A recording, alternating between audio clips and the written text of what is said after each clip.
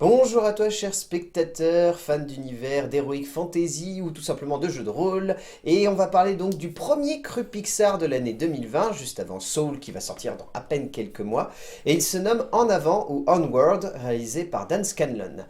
L'histoire, je vais essayer de faire le plus simple possible pour ne pas trop vous en dire. Le jour de ses 16 ans, le jeune Yann va se voir offrir par sa maman un bâton magique transmis par son père, parce que nous sommes dans un petit monde où il fut un temps où la magie était présente un petit peu partout, mais où rapidement la technologie ou la facilité a amené celle-ci à disparaître, et le père donc de Yann et de Bradley, son frère, leur a transmis cela pour qu'ils réalisent un sort qui pourrait leur amener durant une journée avec eux. C'est simple, Ouais. on va éviter de trop rentrer dans les détails. Pour en parler avec moi, j'ai cherché dans mes amis, et tu es le seul papa en fait que j'avais sous la main. Donc je me suis dit, hey, pour parler d'un film d'animation, je vais prendre un papa. Comment vas-tu, Kevin? Très bien, très très bien. On sort de séance, passer un moment plutôt sympa. Ouais, c'est un film très particulier. On va dire que dans toute la myriade de films qui sont sortis dernièrement venant de la grande firme aux oreilles de Mickey, Disney ne nous a rien proposé de très original. Entre La Reine des Neiges 2, Les Mondes des Ralph 2, Toy Story 4, plus les films en live action qui sont quasiment tous des remakes de films d'animation, pas Ou des forcément venant de suites. chez Pixar, ou des suites. Il faut avouer que l'originalité a un petit peu disparu, semble-t-il. Et donc Pixar a décidé cette année d'être les seuls quasiment dans toute cette boîte à amener des trucs nouveaux. Après, il y a Kenneth Branagh qui va aussi amener Artemis Fowl dans quelques mois, mais bon, ça, encore une fois, on n'est pas forcément non plus sur de l'originalité parce que ça reste l'adaptation d'un roman. Mais donc, on a Pixar qui s'est dit cette année, eh ben, on va proposer deux films originaux. Le premier donc En Avant et le deuxième donc Soul qui sortira d'ici quelques mois. Et donc En Avant se posait comme un film, je dirais très particulier parce qu'il faut avouer très honnêtement que tout le monde s'en foutait un peu. Enfin, je sais pas comment ça se fait, mais le film sort vraiment dans une espèce d'indifférence générale où personne n'a envie de voir En Avant. Même pas les parents, même pas les enfants. Personne ne semble être conquis en fait par cette proposition et voilà, le film sort un peu dans les salles en mode ben il faut qu'on le sorte Ouais. et on sait même pas s'il va trouver son public ou si simplement il va réussir à marcher. Il se pourrait même que ça soit un échec de la part de Pixar, ce qui serait quand même leur premier échec. Depuis très longtemps, je crois qu'ils avaient. Je crois que c'était d'ailleurs Monster Academy pour faire le lien avec Dan Scanlon qui avait rapporté le moins d'argent en termes de Pixar. Je crois même que Ouais. Cars 2 avait quand même été un gros carton. Le voyage d'Arlo aussi. Les Voyages d'Arlo, ça allait. Ça J'ai le avait marché. souvenir que ça avait quand même bien marché. En France, ça avait pas fait un bon score, mais aux Oui. États-Unis, ça avait quand même bien marché. Mais c'est Euh, vrai que les affiches, en avant, je les ai vues à la gare Mais les affiches, ils ont pas fait une il y a grosse une promo en semaine. plus. Ouais, ils ont pas fait une grosse promo en plus. Enfin voilà, Elles font pas envie. donc on est dans un contexte où littéralement le film est voué à crever avant même d'être sorti. Contexte un peu triste replacé, hormis le coronavirus bien évidemment. Je vais me tourner vers toi Kevin et te demander ce que tu as pensé de En Avant. Euh... J'ai en beaucoup fait, d'invités qui en ce moment font ça quand même pour commencer les vidéos. en fait, par où commencer? En fait, avant de voir le film, j'avais un a priori parce que j'étais pas séduit du tout par les visuels. J'avais pas vu de bande-annonce, j'avais juste vu ces fameuses affiches à la gare. Et je me disais, mais c'est quoi ces visuels? Les personnages, moi je trouvais qu'ils étaient pas hyper séduisants comme ça, et ils étaient en plus vendus en gros plan sur les posters et tout. Il y avait ça, et le fait que le monde enfin, me bottait pas trop, en fait, enfin l'histoire me bottait pas trop. Bref, donc ça c'était mes a priori. Et je reste sur un des a priori, c'est le graphisme des personnages, que je trouve assez peu convaincant pour du Pixar. Je trouve que ça ressemble un peu trop à du tout venant de DreamWorks ou autres studios, genre Blue Sky ou des trucs comme ça. Et je reconnais pas en fait la patte trop de Pixar Mhm. dedans. Donc ça c'est vraiment pour la forme. Après sur la technique en elle-même, moi je trouvais que c'était moins réussi que Toy Story 4 par exemple. Mhm. Toi tu me dis que effectivement c'est un parti pris aussi d'être moins réaliste. Je pense aussi, je Dans- pense. Pourquoi pas, mais je trouve que ce soit en termes de mise en scène, c'est un peu moins ample, un peu moins original, on va dire. Mhm. Et dernière chose, c'est L'histoire en elle-même, moi je la trouve un peu juste. Après, il y a des thématiques assez profondes voilà, qui sont dans le film et qui sont bien, qui sont importantes. Après, je suis pas certain, par exemple, à titre comparatif, Coco abordait des thèmes très sérieux, très graves aussi, la mort, le deuil, etc., l'héritage. Et je trouvais, du coup, comme je suis papa d'un enfant de 7 ans et demi, je trouvais que lui avait réussi à percevoir ces choses-là tout en étant dans un film qui s'adressait vraiment à plusieurs publics à la fois. Mhm. Là, dans le cas d'En Avant, d'une part, je suis pas certain que le thème soit assez universel, c'est-à-dire la quête d'un père de substitution, on va dire. Je suis pas certain qu'il soit si universel que ça, mais ça, à la limite, c'est pas très grave. Et je suis pas certain qu'il soit bien mené, parce qu'en fait, ce thème-là, finalement, moi, m'a paru vraiment à la moitié du film, quoi. Mhm. Donc ça, c'est un peu problématique. Et surtout, alors le truc que j'ai vraiment pas aimé dans le film, c'est, je te l'ai dit, c'est en fait, ce sont deux frères, donc les deux personnages principaux. Le personnage principal étant quand même le plus jeune des frères. Et le grand frère est affreux, quoi. Du début à la fin, moi, je ne l'ai pas supporté. Donc je crois qu'il est doublé par Chris Pratt en anglais, en VO. Pio Marmaille, du coup, en Et puis français. Marmaille, du coup, en français, ouais. Moi, je l'ai trouvé insupportable. Insupportable parce que ça fait le running gag. Enfin, il fait que des conneries. En fait, tous ses choix, il incarne vraiment tout ce qui ne va pas dans la trajectoire des personnages. Enfin, Mhm. voilà, dans les choix des personnages. À chaque fois qu'il y a une couille, c'est lui qui en est à l'origine. Donc, ça va à 5 minutes. Mais c'est vrai que tout le film, c'est un peu lassant. Et il y a finalement, dans les 10 dernières minutes, on se rend compte que, non, voilà, sans spoiler. Mais voilà, moi c'est vraiment le truc qui m'a énervé sur le film. Après, en soi, c'est pas un mauvais moment, c'est une aventure plutôt sympa. Mais pour moi, c'est un pas en arrière de la part de Pixar. Après les. Toi, t'avais moins. Enfin, on avait moins aimé Toy Story 4 vis-à-vis de Ouais, de non, la non, mais trilogie ouais. d'origine, mais ça restait un bon film. Ouais. Coco, ça restait un film mature. Je trouvais que ça restait un film quand même. Moi, en avant, je le montre à mon fils, justement. Il passera un bon moment, mais je suis pas certain que du coup il en ressorte aussi enrichi que sur des films plus profonds et plus amples que Coco. Enfin, voilà, que son Coco, ou même les Toy Story, ou alors vice versa, etc. Voilà, voilà, je suis un peu énervé. Un peu. Non, non, mais bon, Moi, perso, j'ai vraiment beaucoup aimé. ouais. En fait, je trouve que le film est très anecdotique, par contre, dans l'univers de chez Pixar. Enfin, ça, là-dessus, je te rejoins complètement là-dessus. Mais étonnamment, j'ai vu le film donc le matin et j'ai laissé décanter la journée. Tu vois, Mm. j'ai bien réfléchi, je me suis dit, ah ouais, je vais quand même un petit peu réfléchir. Et en fait, plus la journée avançait, plus je me disais que j'avais vraiment été touché en fait par ce film. Parce que je trouve que c'est... Alors par contre, je tiens à pointer quelque chose que tu as déjà évoqué. Un enfant, disons les 10 ans, ils vont pas accrocher vraiment, je pense, à En Avant.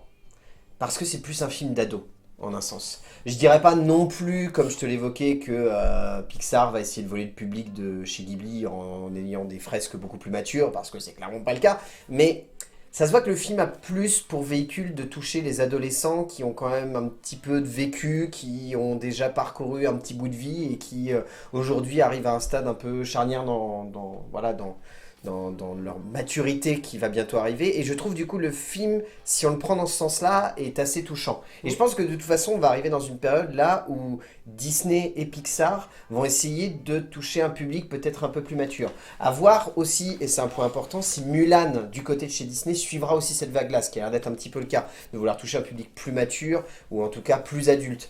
Mais en tout cas, en tant que tel, je trouve que En Avant est une proposition intéressante, plutôt maîtrisée. Moi, je t'avoue vraiment que je suis ressorti en me disant que la technique était peut-être un peu inférieure en termes de photoréalisme, mais qui avait l'envie de vouloir créer un univers, de créer une plastique, de créer quelque chose de assez fort en termes de visuel. Et là où tu rejoins plutôt en disant que ça ressemble à du Blue Sky ou à du DreamWorks, Mm. je trouve plutôt qu'on est sur l'identité visuelle de Zootopia, par exemple. Oui. Tu vois, où il y a vraiment ces designs, pas non plus réalistes, mais un petit peu fondés sur quelque chose de vrai, Mm. et en même temps cette envie de créer une fantaisie sans trop s'accrocher justement au réel, ce que j'ai trouvé plutôt intéressant. Après, Je trouve que le film aussi arrive à véhiculer un joli message qui, comme tu le dis, quand même passe de manière très anecdotique au second plan et revient un petit peu de manière éparse au fur et à mesure du récit. Mais j'ai tout de même trouvé ça assez touchant, assez Oui, émouvant. Et on en parlera un tout petit peu dans la version, dans la partie scénario pour évoquer cette analyse autour du père et autour de est-ce que c'est réellement le père le centre du film, parce que je vois beaucoup de gens évoquer le fait que ça soit la perte du père qui soit le centre du film. Je pense pas que ça soit réellement ça finalement la thématique principale. non, Je pense que c'était propre à Coco ça, ouais, cette thématique de rechercher le père et de savoir justement qui était réellement son héritage. son héritage. Là c'est pas vraiment ça le but du film, mais on en parlera dans Mm. l'écriture, on aura le temps. Je te propose qu'on saute tout de suite déjà dans l'écriture, Mhm. comme ça ce sera fait. Donc c'est écrit par Dan Scanlon, par Jason Hedley et par... ça y est, j'ai perdu le nom du dernier scénariste, j'en étais sûr, avec le bol que je me tape. Keith Bernin, c'est ça. Donc Dan Scanlon qui avait déjà écrit Monstre Academy, Ouais. qui n'est pas reconnu comme étant l'un des Pixar les plus mémorables, hein. Il y a beaucoup de gens d'ailleurs qui ont déjà oublié l'existence de Ouais, Monstre pour Academy. le coup, je le trouvais très drôle. Moi j'avais trouvé sympathique et on Et retrouve là, ce j'ai pas- côté... Moi, j'ai. on retrouve ce j'ai côté des réserves ado. sur l'humour, quoi. On retrouve ce côté ado quand même dans En avant. Ouais. On sent que dans l'écriture, il y a ce besoin de encore se réidentifier à des adolescents. Bon, pour le coup, Monstre Academy était vraiment plus orienté comédie. Il était On va hyper dire. anecdotique, Monster Ouais. Academy, mais par contre, il y a un truc que j'avais adoré et qui avait vachement fonctionné sur ce personnage, justement, de. Je sais plus comment il s'appelle, le personnage principal, Yann. Oui, c'est ça, Ouais. ouais, Yann. C'est le côté loser des personnages principaux dans Monster Academy, tu sais, qui forment carrément un groupe de losers. Oui, c'est ça, ils sont un groupe de losers. Et moi, ça m'avait fait beaucoup rire parce que justement, il y avait. Enfin, après, bon, je rigole facilement aussi, mais bon, ça m'avait fait. Je trouvais que ça fonctionnait très bien. Là, sur le personnage de Yann, je le trouve assez touchant Mhm. parce que justement, il est un peu en quête. Non pas. Bah, si, il essaye de s'affirmer, mais au travers justement de la recherche de son père, quelque part, ou d'une trace de son D'une père. figure paternelle, Une ouais. figure paternelle, voilà. Et justement, il y a quelques scènes où, par exemple, quand il est avec, enfin, il essaye d'inviter ses amis, Mhm. voilà, qui rappellent justement un peu le Monstre Academy, où, voilà. Mais en fait, ce qui gâche tout à chaque fois, c'est l'arrivée du frère. Non, mais c'est vrai, le frère arrive et Bah, moi, cette perso, scène, je trouve le rôle du frère intéressant parce que c'est là le frère. Bradley, oui. Lorsqu'on le remet en perspective finalement dans le film, il est supposé montrer un espèce d'adolescent éternel qui, Ouais. malgré sa petite vingtaine visiblement, vu qu'il s'apprête à rentrer à la fac, de ce qu'on n'arrête pas de nous dire, je pense que c'est un mec qui a perdu son père à un moment où il en avait réellement besoin. Et où du coup, ensuite, il s'est forgé ce que devait être un père, ou entre guillemets, ce que devait être un chef de famille. Et donc du coup, là où on a le beau-père qui est un peu montré comme une espèce de figure autoritaire, mais vraiment figure autoritaire à 200%, vu que c'est un flic, qui est un peu trop sérieuse, lui, il essaye justement de jouer le papa cool. Ou en tout cas de faire en sorte qu'avec son frère, il n'y ait pas une relation de, de papa et d'enfant qui se crée, mais vraiment une relation très fraternelle. Et donc du coup, il essaye de faire un petit peu ce qu'on pourrait identifier comme moi le papa cool. Le, Ouais. le mec qui est un peu trop envahissant, qui Mais dans- passe son temps Dans à... les faits, au final. Dans les faits, c'est pas très subtil, mais moi je trouve que ça marche plutôt bien et ça crée. Je dirais pas que ça crée de l'empathie pour lui, parce Mm. qu'on est vraiment en train de constamment se dire ah, putain, arrête de faire des blagues, franchement Mm. c'est trop. Mais où on se dit que il essaye de bien faire. Il s'y prend Mm. mal et il fait des conneries, mais Oui, mais ça, il ça, on essaye de bien comprend à la faire. fin. Ouais, on le comprend à la fin. Moi, Voilà. je t'avoue qu'avant, j'étais quand même dans Voilà. dans le côté, ok, tu te démerdes mal, mais ça se voit en fait que tu Oui, veux oui. bien faire, que tu veux aider et que tu as envie de. En fait, c'est un peu rigolo, mais il m'a beaucoup fait penser à un MJ pendant une grosse partie du film, Mm. dans le sens où n'importe qui prendrait telle route parce que c'est la plus logique, n'importe qui prendrait telle décision parce que c'est la plus logique, et lui, il passe un peu pour le MJ qui est en train de dire non, non, parce que pour réaliser telle quête, tu vas devoir passer par la forêt de machin, et parce que sinon, si tu prends la route principale, tu vas tomber dans tel piège. Et c'est un peu rigolo de le voir s'amuser à jouer de cette figure-là, de Ouais. croire que pour être, je dirais pas un père, mais un chef de famille, il faut prendre des décisions qui semblent être celles qui vont amener à une grande aventure ou une grande épopée. Moi, pour le coup, c'est la partie que j'ai trouvée la plus intéressante. Après, c'est vrai que le personnage de Yann est beaucoup mieux construit, parce Ouais. qu'il a une vraie Et je évolution trouve tout qu'il est au long du vachement récit. empêché, il est vachement empêché, quoi. En tout cas, au début, rien que la première scène, tu sais, où il essaye de se faire à manger. En fait, ça fonctionne en termes d'écriture. Mais visuellement, je trouve qu'elle est super chiante. Alors, on voit tout ce qu'il corsette un peu dans sa vie, et voilà. Parce en fait, il essaie de se faire une tartine, et puis Ah bon, au début, il a un quelqu'un, bol, puis il se le voilà. fait renverser par son frangin, puis il se fait une Mais tartine, en fait, puis il se la cette fait bouffer scène-là- par le chien, puis ensuite... Cette scène-là, symboliquement, elle fonctionne, mais je trouve que, je sais pas, il y a tout. En fait, je pense que ça aurait presque gagné, après la fin du film n'aurait pas fonctionné, mais à ce qu'il y ait que lui en fait. Pas Peut-être. forcément de grand frère. Peut-être. Bref, Peut-être. mais bon, du coup, ça spoilerait un peu la fin si on... Eh ben, spoilons, comme ça sera fait. Attention, on spoil, c'est parti. En gros, à la fin, concrètement, l'idée qui est transmise par le film, la réflexion qui est transmise, c'est que Yann ne recherchait pas de figure paternelle, et qu'en fait, la seule figure paternelle qu'il arrivait à identifier clairement, c'était pas son père qu'il voulait retrouver, Qu'il a c'était jamais connu. finalement Branley, qui lui, en fait, a été son père pendant, du coup, son enfance, vu qu'il n'a quasiment jamais connu son vrai papa. Et moi, j'ai bien aimé, tu vois, cette métaphore. Oui, Après, je pense qu'il y a beaucoup de gens qui vont repartir hyper frustrés, voire limite carrément dans une espèce de profond rejet du film, parce que ils ont pas vu le père. l'une des scènes de fin, littéralement, c'est Branley, donc au loin, qui voit son père apparaître durant 20 secondes à peine, et enterré sous un amas de décombres, Yann qui est en train de voir son frère dire au revoir à son père, et lui qui peut pas faire ça. Et je pense qu'il y a beaucoup de gens qui vont y voir vraiment un côté très Ouais. sombre, très noir, très glauque. Moi, j'y vois plutôt quelque chose de très joyeux dans le sens où c'est vraiment un gamin Ouais, qui parce prend que- conscience que c'est pas son père dont il avait besoin, c'est son Oui, parce frère. qu'à ce moment-là, les cartes sont bien définies. C'est ça. On sait que du coup, il a admis que c'était pas son père dont il avait besoin, mais plutôt son grand frère. Mhm. Et son grand frère. Enfin voilà, du coup, les choses sont en place et là, ça fonctionne. Mais tout le film, en fait, moi, j'arrive Est-ce que pas. justement, c'est pas un film qui demanderait peut-être d'avoir une seconde lecture ensuite, d'y réfléchir et de se dire que peut-être toutes les étapes que traversent ces personnages, ce sont des étapes que devraient traverser un père et son fils pour se retrouver, et qu'au final, lorsqu'ils arrivent à la fin, c'est là où ça prend toute sa pleine forme. Ouais. Et c'est ça en fait que j'essaie de réfléchir. C'est pour ça que je te disais que je pense, au fur et à mesure que j'ai laissé le film décanter, que j'appréciais de plus en plus. C'est parce que je remettais des scènes en perspective et où tu vois cette fameuse image du papa cool que je me disais, ces fameux instants où il essaye de prendre une décision pour amuser son fils ou pour en tout cas le guider dans la meilleure direction, et au final il en oublie des détails, le fait qu'on le voit l'aider à entre guillemets se rabattre sur l'autoroute, des choses comme ça. Où finalement c'est là que tu te dis, peut-être le film aura une seconde lecture peut-être Ouais, plus peut-être. intéressante que la première. Là où je pense que on pourrait se limiter à simplement ce premier regard et se dire peut-être que le film est décevant ou trop anecdotique. Peut-être que c'est typiquement ce genre de film chez Pixar où tu comprends pas forcément tout dès la première lecture. Mhm. Et tu as besoin de le revoir une deuxième fois. Je Tu as sais des pas. films où, franchement, tu le vois une première fois, tu as tout compris. Ou en tout cas, tu as capté les gros traits. Coco, où ça reste quand même vraiment époustouflant, mais où dès la première lecture, on a vraiment toutes Oui, les parce bases que de c'est posées. limpide. Là-haut, Et vice-versa, des choses comme ça. je trouve Peut-être que qu'en c'est dommage avant... en avant pour justement un film qui est quand même qui va d'un point A à un point B. B, A. oui. Voilà. Enfin bref, mais c'est une histoire quand même relativement simple. Parce qu'en gros, ils Enfin, font une quête, sur ils font la une quête, quête quoi, et au vraiment. final, ils reviennent à leur point de départ parce que ça a quelque chose de symbolique par rapport au fait que l'un doit comprendre qu'il doit s'émanciper d'une certaine image du passé et l'autre doit affronter directement ce qui lui fait peur. C'est plutôt une idée Mais je trouve intéressante ça- d'ailleurs. Ouais, c'est pas inintéressant, mais sur le coup, je trouve ça un peu fort qu'on serait obligé d'avoir une deuxième lecture, d'avoir un deuxième visionnage par exemple pour apprécier. Je sais Enfin, pas si c'est je sais pas. apprécié, moi je trouve que ça lui Non, donne de la enfin, profondeur en tout ouais, cas. voilà, mais bon, on verra. Mais un autre truc, moi, que j'ai pas trop kiffé sur le film, c'est des personnages. Chez Pixar, il y a souvent ces personnages un peu secondaires qui sont pas vraiment des personnages d'ailleurs, qui sont plutôt souvent des animaux. Par Je pense à exemple. la Manticore ou Non, à pas le elle. En fait, beau-père. par exemple, dans là-haut, c'était le fameux oiseau là. Ah oui, d'accord, oui. Voilà. Dans Coco, c'est le petit chien qui tire toujours la langue. Il y a toujours un animal un peu dégueu qui traîne dans les parages. Enfin, un peu dégueu, un peu collant, un peu. Voilà. Et en avant, du coup, c'est un espèce de dragon. Ça, c'est pareil, je sais pas, j'ai pas trop. C'est vraiment C'est un du running détail, gag, c'est c'est vraiment du un détail, running gag mais- ça pour le coup. Alors, moi je trouve Mais que je c'est trouve juste que un ça petit fait un peu détail. forcé. Voilà, il y a. Qu'est-ce que j'avais repéré d'autre? Il y avait si le boss final, bon.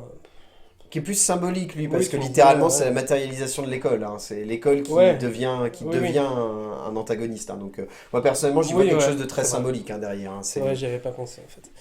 Mais C'est pourquoi vraiment pas. juste Mais ça. Hein. il y a quelques trucs comme ça qui fonctionnent moitié. Si le beau-père, à la limite, oui, il est un peu has-been, quoi. Tu vois, Oui, il est- non, il est oui, je drôle pense dans son qu'il est, côté je pense qu'il est has-been, vraiment, je sais plus qu'est-ce qui sort comme jeu de mots, c'est tu travailles à peine où ou tu peines à travailler, ouais c'est ça. Tu travailles à peine ou tu peines à Ah, mais travailler. oui, oui, c'est typiquement le genre de tonton un peu chiant. C'est exactement, je pense que c'est clairement Voilà, voulu dans ça- cette ça, optique-là. Ça passe plutôt. Non, mais qu'est-ce qu'il y avait d'autre? Ouais, bref, non, il y a des personnages qui sont cool aussi. Justement, La Manticore, la Manticore, ou voilà. la maman même, la maman La qui est très maman, très ouais, classe, qui est sympa. très très bien écrit, je trouve aussi, la maman. Et puis, bon, après, il y a un truc que visuellement, j'ai trouvé pas terrible. Bah du coup, vu que tu as commencé à faire le lien en termes de mise en scène, au niveau du visuel, moi je t'avoue que c'est le point là où je défendrais Beck et Ongle l'écriture, où je trouve que Mm. vraiment il y a une profondeur et il y a plein de choses. J'ai du mal à vraiment défendre le visuel en fait du film, parce que Mm. je trouve pas que le visuel soit hyper original et le fait qu'ils choisissent de ne pas aller dans le photoréalisme, chose qu'ils avaient vraiment essayé de Avec faire comme un Coco. espèce de modèle de créativité depuis Ouais. maintenant 5 ou 6 films, Mm. entre Les Indestructibles 2 qui reste quand même visuellement époustouflant et hyper réaliste, Coco, Le Voyage d'Arlo qui pour moi était un sommet en termes de photoréalisme, même Toy Story 4. Là, le fait de revenir à une animation entre guillemets plus traditionnelle, dans le Mm. sens où on essaye vraiment de plonger le spectateur dans un univers, euh, c'est pas fou, c'est pas Ouais, fou, il y a ça, c'est il y pas fou. a. Bah après, là, c'est un parti pris, oui, ouais, faut l'accepter. Mais après, la mise en scène est pas dingue, hein. Il n'y a pas de, il y a pas de scène folle. Ouais, c'est... Enfin, il y a toujours, mais même depuis les premiers Toy Story, enfin depuis les premiers Pixar, pardon, donc Toy Story ou Monstres et compagnie, il y a toujours les scènes un peu, les espèces de points culminants, les climax en fait du Ouais. film. Dans Monstres et compagnie, c'est dans la scène de Bah, avec des les portes. avec les portes, Voilà, ouais. dans Toy Story 2, c'est un peu la même genre de scène mais avec les valises et tout, Oui. terminal de, enfin le truc d'aéroport. Il y a toujours un peu un point culminant. Et là, si, il y a la scène finale avec le boss, mais Elle est très courte, hein. je trouve qu'il n'y a, il y a pas de trouvaille visuelle en fait forte. Ben, si, il y a une scène que j'ai trouvée vraiment plutôt inventive en termes d'esthétique, c'est quand ils se baladent un petit peu justement sur le sentier, Ouais, et où t'as un champ où t'as littéralement des énormes plantes un petit peu partout. ouais. Et je trouve que la montagne aussi, le moment où ils arrivent au pic du Corbeau, Mm. est beau aussi, visuellement ça reste beau. Oui, C'est oui. pas forcément flamboyant, mais ça reste des petites trouvailles que je trouve assez classe et qui, je pense, veulent plus faire écho à des choses que nous on connaît. Mm. Si on est un petit peu fan de jeux de rôle, si on est un petit peu fan d'Heroic Fantasy ou de contes, ou ce plan où il y a les grandes plantes, on peut penser à Jack et le haricot Mm. magique, où il y a la montagne, enfin voilà, là on peut avoir des Roland d'Excalibur ou des choses comme ça. Enfin, tu vois, c'est juste, je pense pas que c'est un film qui a envie d'avoir des instants où il y a des grosses trouvailles visuelles. Je pense juste que c'est un film où ils ont voulu revenir à quelque chose de plus simple et mettre des références. Et le problème, c'est que t'as pas forcément envie de voir des références en allant voir Pixar. T'as envie de voir de l'originalité, t'as envie de voir de la nouveauté, t'as envie de voir des choses qui C'est vont ce qui fait leur t'émerveiller. force, C'est ce qui hein. fait leur force. Et là, c'est vrai que visuellement, c'est pas un film sur lequel on va pouvoir miser là-dessus. C'est un film qui marche bien parce qu'il y a ce côté épopée et jeu justement avec certaines choses autour de l'heroic fantasy, donc comme je disais, des références que le film cite et plein de choses comme ça. Mais c'est vrai que derrière, ce sera facile de se dire que visuellement, c'est un film dont on se souviendra peut-être pas forcément En pour son fait, esthétique. je me disais ça après coup. Euh, Ce qui le rapproche un peu d'un DreamWorks par exemple, c'est pas forcément juste le design, c'est aussi ça, ce que tu dis. C'est-à-dire que Pixar, généralement, ils ont besoin que d'eux-mêmes en fait. Mhm. Ils n'ont pas besoin d'être référencés. À Ouais. part Toy Story, vite fait, il y a une Barbie. Ou... Oui, voilà. Voilà, Ouais. mais par exemple, en DreamWorks, c'est genre Hotel Transylvania qui va reprendre tout le mythe des vampires, Tout donc le, avec tous tout les codes, le, tout etc. l'Universal Monster Universe, ouais, quasiment. Je sais plus, même. Merde, il y a quoi d'autre Bah, de Blue Sky, il y a Bah, il y l'âge a de glace, il y a les même Croods, il y Shrek, a même Shrek qui Shrek. reprend tout le truc des contes de fées, etc. C'est ça, ouais. C'est leur terrain en fait. Ça marche bien, Ah oui, ça marche vu pas, comme ça, oui, ça punaise, marche pas c'est vrai. toujours, ça marche pas toujours. Voilà, Ouais, et tous les donc films ne là, sont on pas a un là. peu ce côté. Et là, ça fait film un peu référence. Au début, il y a tout le truc, j'ai l'impression de voir des Gandalf dans tous les coins, tu sais, quand ils font le Je résumé. vois ce que tu veux dire, ouais. Ah punaise, c'est vrai que Euh, j'avais pas fait forcément le rapprochement comme ça. et du coup, je trouve que c'est ça qui le rapproche plus dans la démarche d'un DreamWorks ou d'autre Ouais, chose. ok. Et c'est là où, peut-être, alors avec tous les petites péripéties de John Lasseter, le patron et fondateur de Pixar, peut-être que c'est l'âme aussi de Pixar Qui est qui parti. change aussi, enfin voilà, qui évolue, parce que ça, forcément un studio évolue, et voilà, mais là je trouve ça un peu brutal en fait de passer justement des films qui ont vraiment une identité très forte À des films plus simples. à des Ou en films tout cas comme ça, plus anecdotiques. plus anecdotiques, où franchement j'aurais vu, je sais pas, il n'y a pas eu un film comme ça avec des personnages à la peau bleue chez, enfin non c'était Megamind ou un truc comme ça, Oui, ça il a y rien à avait... voir, oui, en plus, c'est vrai, il y a eu mais- Megamind. non mais en fait ça me fait penser à ce genre de film. Ouais, Enfin, ok, quand je je vois vois ce que les tu veux affiches dire. en fait ça me donne pas très... Moi, ça très- m'avait beaucoup rappelé, je trouvais, les mondes de Ralph en termes de visuel et de design des personnages, en tout cas, de la manière avec laquelle ils interprètent les Ouais. personnages. Je trouve que ça me fait beaucoup penser à ça. Après, on s'habitue sur lui, sur Yann. Oui, on s'habitue moins Lui, sur moi, Branley parce ouais, qu'il je a... m'habitue pas tout court. Oui, toi, tu t'y habitues pas tout. Mais voilà, il y a ce côté-là où je trouve que bah, ce qui fait la force de Pixar, même dans les moins bons films, je sais pas, genre, moi j'avais moins aimé Arlo peut-être un peu, Oui. voilà. Même là, il y a quand même un... Arlo, il y avait le photoréalisme qui, pour le coup, était vraiment Ouais, éblouissant quand bon, même. il y a quand même il y a quand même l'âme de... Ah si, les Cars 2, tout ça, j'avais pas trop aimé. Cars 3, j'avais mieux aimé. Oui, non, mais Cars 2, Cars 2, c'est Cars 2 était pas catastrophique. bon. Il était pas bon. Mais là, je trouve mais même dans les 15, en fait, il y avait quand même l'univers, enfin, Ouais. c'était... Mais parce qu'il y avait la 7 qui chapeautait le Oui, truc en plus, derrière, il c'était était ses films en plus. réalisateur, Donc, en plus. Mais là, je trouve qu'ils ont franchi un cap. Moi, j'ai pas trop aimé, mais après, c'est pas forcément négatif. Ouais. Voilà, c'est l'évolution du truc. Ouais, certainement. Casting. Donc on ne va pas juger la VO, on l'a pas vu en VO, on l'a vu en Ouais. VF, donc on va juger la VF. VF sur lesquelles il n'y a pas forcément beaucoup d'interprétations sur lesquelles revenir. On va surtout garder donc Pio Marmaille et Thomas Oliveres. Pio Marmaille qui joue Bradley et Thomas Oliveres qui fait donc Yann. Moi j'ai bien aimé, honnêtement. C'est compliqué parce que je trouve des fois qu'il y a des VF qui sont assez mauvaises. Des fois chez Disney ça ne fonctionne pas. Je sais plus pour quel VF où je m'étais vraiment dit ça, où je trouvais que c'était pour les Indestructibles 2 où je trouvais que ça fonctionnait vraiment moins bien, où la VO Ah ouais. pour le coup elle dépotait vraiment, et la VF contrairement à celle du premier qui pour le coup est légendaire, et vraiment légendaire je trouve Ouais. la VF du premier Les Indestructibles, sur les Indestructibles 2 ça fonctionnait pas très bien. C'était pas le même qui doublait Mission Indestructible. Oui, parce Il est qu'il mort. était décédé malheureusement à ce moment-là. Peut-être que ça jouait, je t'avoue que j'avais pas forcément trop fait attention à ça. Moi je trouve ici que Soliveres a beaucoup de charisme dans le rôle de Yann, Ouais. il arrive à lui apporter beaucoup de choses. Et Pio Marmaille, mine de rien, a quand même une belle voix et je trouve il porte bien Bradley. Bah, du coup, Bon, après, toi tu bloques j'ai- sur le perso. Non, mais j'avais pas euh, remarqué que c'était lui qui faisait Bradley. Mais en fait, c'est cohérent. Parce que Pio Marmaille a ce côté un peu foufou aussi. C'est ça, ouais, complètement. Et du coup, ça passe plutôt bien. Et il joue bien justement ces moments où il doit faire des grandes envolées lyriques, où il est genre tu vas devoir faire ceci Mais pour c'est réussir. pas mal fait parce que bah, après il est comédien, mais moi j'aime pas cette mode trop souvent prononcée de faire appel. Par exemple dans Toy Story 4, moi je l'avais vu en VO quand il était sorti. De faire appel à des Star Talent, tu veux dire, de, ouais, de voilà. ramener des. Là, je C'était l'ai qui revu- pour Toy Story 4 qu'ils avaient ramené Je l'ai Ah revu en oui, VF. Bentala et Gastambide. C'est eux surtout les deux gros stars qu'ils avaient ramenés Non, pour. puis il y a Angèle aussi qui fait. Oui, il y avait Angèle qui jouait aussi la fait petite poupée. la méchante. Mais, Enfin, la méchante, ouais. mais ouais, Je l'ai non, revu en VF il y a pas longtemps, là, justement avec mon fils. Et ben, je ne l'ai pas vu en VF, tu vois, moi. Et Le du Toy coup, Story 4. je trouve que ça marche pas trop en fait. Ouais, non, ça marche Alors pas si trop. Pierre Ninet, ça le fait parce que bah, il est acteur en fait. Oui, donc c'est voilà, ça. mais Mais Angèle, faire Gastambide revenir et Bentala, quelqu'un, même Gastambide et Bentala, ça fonctionnait pas. Ça c'est pas fonctionnait. Jamel Debbouze putain. Jamel Debbouze, oui, pardon. Je sais pas pourquoi. Si, Bentala et Gastambide, ils avaient fait les taxis, Ouais. c'est pour ça que je les associe. Mais du coup, voilà, enfin là il y a pas trop ce truc là en fait dans Ouais, le en duo avant. fonctionne vraiment bien, je trouve. Et voilà, moi ça m'avait pas. Ah, moi j'ai bien aimé. Moi je trouve qu'un bon doublage c'est un doublage discret donc. C'est au ça. final, Et là, c'est- pour le coup, ils sont vraiment. Enfin, c'est- ils sont bien. Si j'avais ça semble reconnu la logique. voix et que j'avais vu Pio Marmaille pendant tout le film, ça aurait été encore plus dérangeant, je pense. Peut-être. Que ça ne l'a été déjà. Eh bien, nous arrivons à la fin de ce premier Pixar de l'année 2020. Qu'est-ce que tu en retiens, du coup, Kevin? Eh ben, j'en retiens parce que c'est pas un grand Pixar. Je pense que j'attends plus Saul, Ouais. du coup. Même si j'ai rien vu dessus encore. Mais le résumé me tente un peu plus. Et il me semble être un peu plus proche de l'idée que je me fais d'un Pixar, c'est-à-dire Ouais. des concepts en fait. Des concepts forts comme celui de Vice Versa ou de là-haut. Voilà. C'est qui le réalisateur de ça?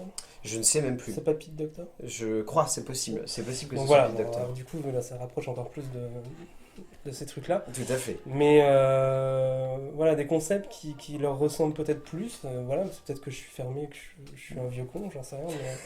Mais du coup, celui-ci, j'ai moins accroché. Je trouve que ça fait plus hors série, on va dire, Ok. dans la filmographie Pixar. Ouais. Ah, moi j'ai bien aimé. Je t'avoue que j'en retiendrai. Ouais, peut-être un film trop anecdotique par rapport à ce qu'ils ont l'habitude de livrer, mais c'est pas le fond du panier par rapport à ce qu'ils ont pu livrer par le passé. Je trouve que on est dans la bonne partie du panier. On va dire qu'il y a 4 crans pour moi chez Pixar. Il y a les pas bons, genre Cars 2.